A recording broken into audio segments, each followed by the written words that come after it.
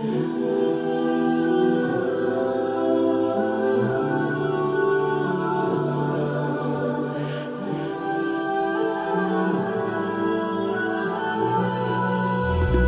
اللہ الرحمن الرحیم۔ السلام علیکم، میں ہوں آپ کا میزبان طاہر محمود۔ پروگرام روشنی کا سفر لے کر آپ کی خدمت میں حاضر ہوں۔ ناظرین، گزشتہ کئی پروگرامز آپ نے دیکھے جس میں ہم نے عقائد کے حوالے سے گفتگو کی۔ علامہ تحسین رضا سیفی صاحب ہمارے پاس موجود ہیں اور آج آپ کے سامنے ایک ایسا پروگرام لے کے آئے ہیں جس کا عنوان ہے صفات باری تعالیٰ۔ ناظرین، جس طرح سے اللہ پر یقین ہمارے ایمان کا حصہ ہے، ہمارا عقیدہ ہے، اسی طرح صفات باری تعالیٰ بھی ہمارے لیے اتنی ہی ضروری چیز ہے، اتنی ہی امپورٹنٹ ہے جتنا ہم اللہ پہ یقین رکھتے ہیں۔ السلام علیکم۔ وعلیکم السلام ورحمۃ اللہ وبرکاتہ۔ آپ خیریت سے ہیں؟ الحمد للہ، آپ ٹھیک ہے؟ خیریت سے؟ علامہ صاحب، آج کا عنوان ہے صفات باری تعالیٰ۔ تو یہ صفات باری تعالیٰ کیا ہے اور اس سے کیا مراد ہم لے سکتے ہیں، اور اس سے ہمیں ایمان کس طرح سے، یہ ایمان کے لیے اتنا ضروری ہے؟ بسم اللہ الرحمن الرحیم۔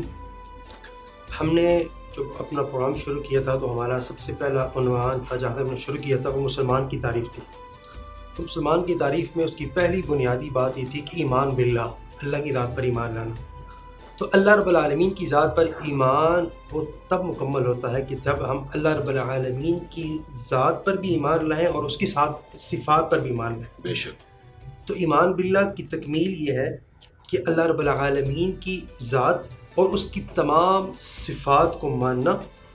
جس طرح اللہ رب العالمین اپنی ذات میں واحد ہے، احد ہے، صمد ہے، یکتا ہے، تنہا ہے، اس کا کوئی شریک نہیں، اسی طرح اللہ رب العالمین کی ذات اپنی صفات میں بھی لا شریک ہے، وہ ذات و صفات میں بھی لا شریک ہے۔ تو یہ عقیدہ جب ہوگا تو تب جو ایمان باللہ ہمارا مکمل ہوگا۔ تو صفات باری تعالیٰ اللہ کی صفات ہیں جو ہر لحاظ سے اللہ رب العالمین کے لیے ثابت ہیں۔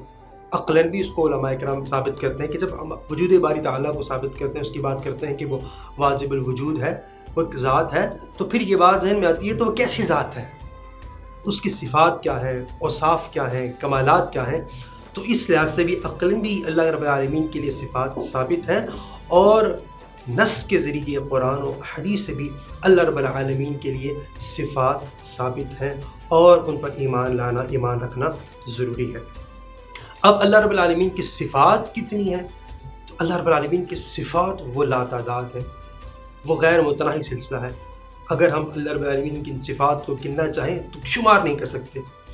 جب قرآن کریم میں فرماتا ہے کہ کل کان البحر مدادا، کہ اگر سارے سمندر بھی سیاہی بن جائیں تو اللہ رب العالمین کی صفات اگر ہم لکھنا شروع کر دیں کلمات، تو پھر بھی سمندروں کی سیاہی ختم ہو سکتی ہے، اس کے صفات کے کمالات کا احساس شمار ممکن نہیں ہو سکتا۔ تو اللہ رب العالمین کی ایک تو صفات اتنی زیادہ ہیں کہ تعداد میں ان کو شمار نہیں کر سکتے، اور یہ تو بات ہے، لیکن اللہ رب العالمین کی صفات میں سے کسی ایک صفت کو بھی لی جائے، اس ایک صفت کا اتنا کمال ہے، وہ اتنی اعلیٰ شان ہے کہ اس ایک صفت کو بھی ہم کسی حد میں شمار میں نہیں لا سکتے۔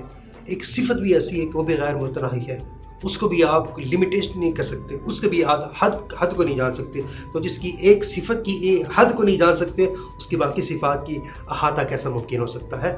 تو لیکن اللہ رب العالمین کے جو صفات ہیں، ان میں سے علماء کرام نے کچھ صفات کو اصل صفات یا معانی صفات کہا ہے، ان کو جو ہے جسٹیفائی کیا، اس کے ذیل میں بہت سی دیگر صفات آ جاتی ہیں۔ وہ چند صفات ایسی ہیں جن کو صفات معانی کہا جاتا ہے، وہ 7 صفات ہیں۔ ایک ہے اس کی صفت حیات ہے، صفت قدرت ہے، صفت ارادہ و مشیت ہے، اس کا علم ہے، اس کی قوت، صفت سمع ہے، صفت بصارت ہے، اور اس کے ساتھ اس کی صفت کلام ہے۔ یہ بیسک جو ہے نا، وہ پہلی بنیادی صفات ہیں، ان کے ذیل میں باقی صفات بھی آ جاتی ہیں، اور اس کی باقی صفات تو ایسی ہیں کہ جس طرح کہا کہ شمار ممکن نہیں۔